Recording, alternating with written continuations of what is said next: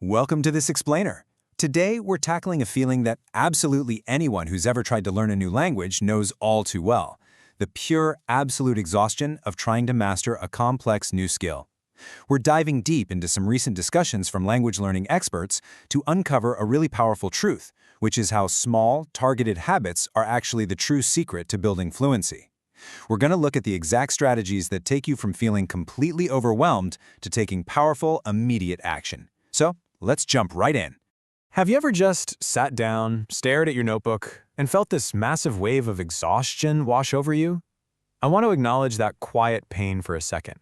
It's that deeply frustrating moment when you've been putting in the effort. You're listening to the audios, reading the texts, but your progress just feels incredibly slow.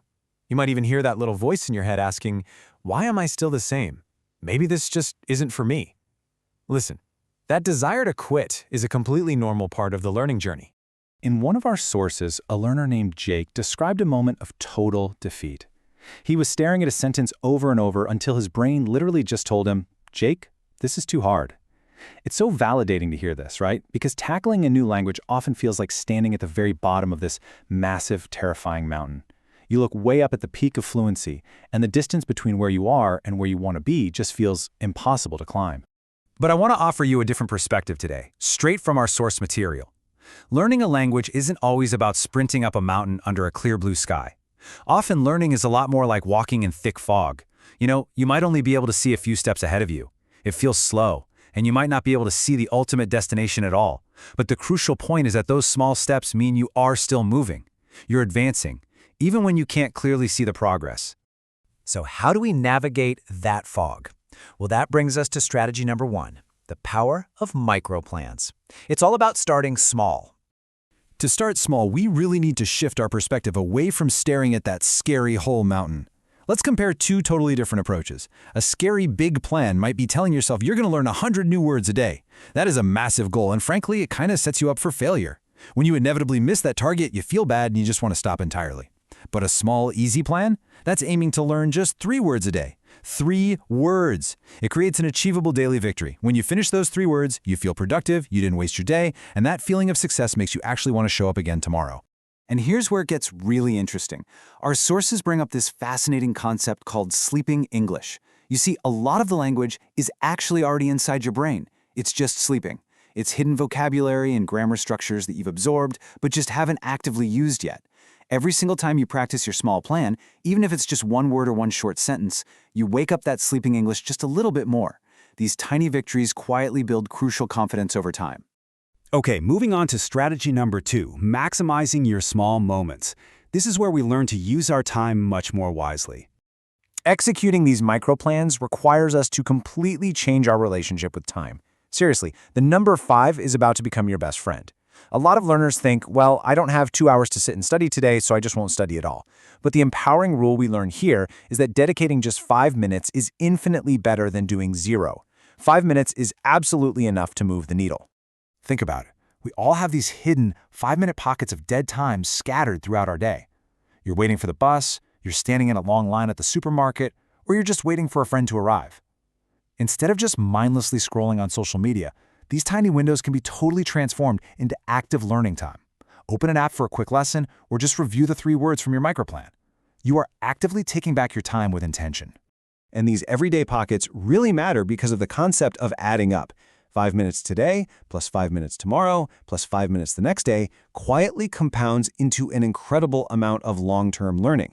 You're completely bypassing the need for exhausting hours-long study sessions.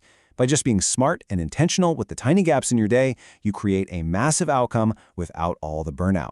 Which leads us perfectly into strategy number 3, make the process fun. You have to enjoy the learning. Because, let's be real, if learning feels like a chore, you are going to waste precious time procrastinating.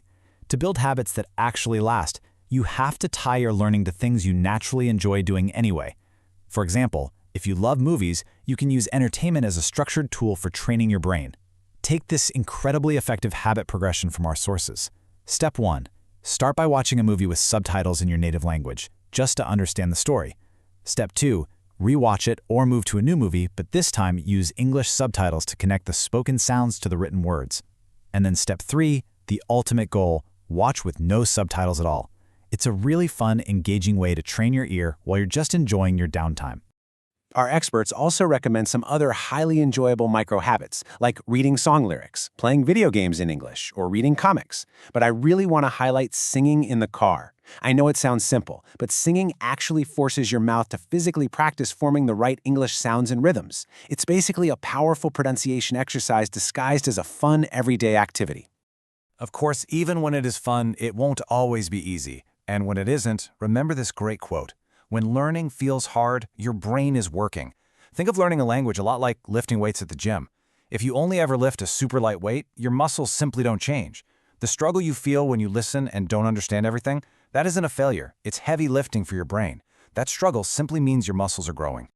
And that brings us to a super important point. Strategy number 4. Rest is not quitting. You have to charge your battery. We've got to address the guilt that learners so often feel on their tired days. Just like your phone needs to be plugged into the wall, your brain needs to charge. A tired brain simply cannot retain new information. Resting is not a waste of time, it is an absolute requirement for the learning process. If you are always pushing and always busy, for sure you are going to burn out. So let's be really clear about the difference between quitting and resting. Quitting is stopping completely when life feels heavy and just closing the door on your goal.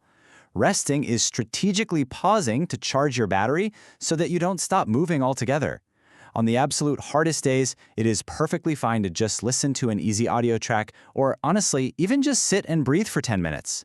The golden rule our sources give us is this: don't run, but don't stop. Just keep walking in the fog. The big takeaway here?